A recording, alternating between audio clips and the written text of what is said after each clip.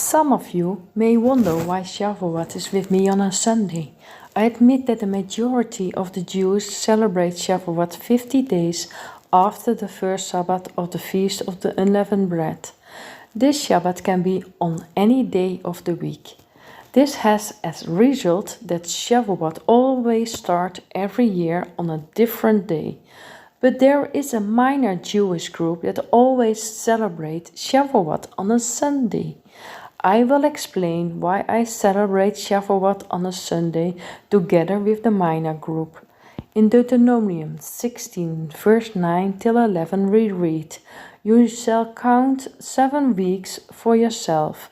You shall begin to count 7 weeks from the time you begin to put the sickle to the standing grain. Then you shall celebrate the Feast of Weeks to the Lord Yahweh with a Shavuot of freewill offering of your hand, which you shall give just as the Lord Yahweh blesses you, and you shall rejoice before the Lord Yahweh."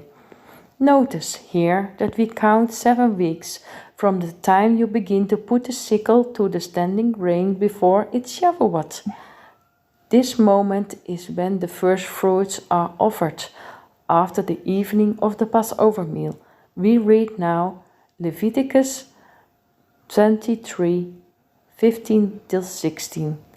"You shall also count for yourselves from the day after the Sabbath, from the day when you brought in the sheaf of the wave offering. There shall be 7 complete Sabbaths. You shall count 50 days to the day after the 7th Sabbath.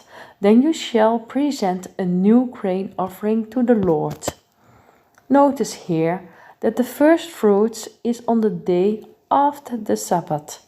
Here we talk about the first Sabbath after the evening of the Passover meal. There's a lot of discussion about which Sabbath Yahweh means, but it's very clear if you do a little research.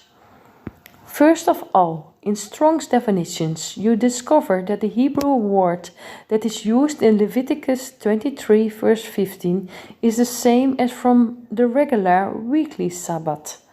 In Leviticus 23 verse 24, where Yahweh talks about the Sabbath on the Feast of Trumpets, is the Hebrew word for Sabbath different.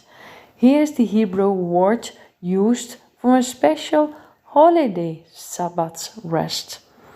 If Yahweh meant the Sabbath of a celebration in Leviticus 23 verse 15, why the Hebrew word is not the same as in Leviticus 23 verse 24?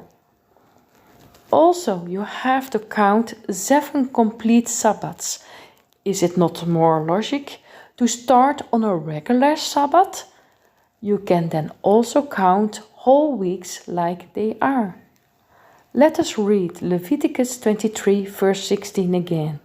"You shall count 50 days to the day after the 7th Sabbath. Then you shall present a new grain offering to the Lord." I wonder how you can do this if you don't take the regular weekly Sabbath. If you take any day, there will be a different amount of days between the 7th Sabbath and the 50th day.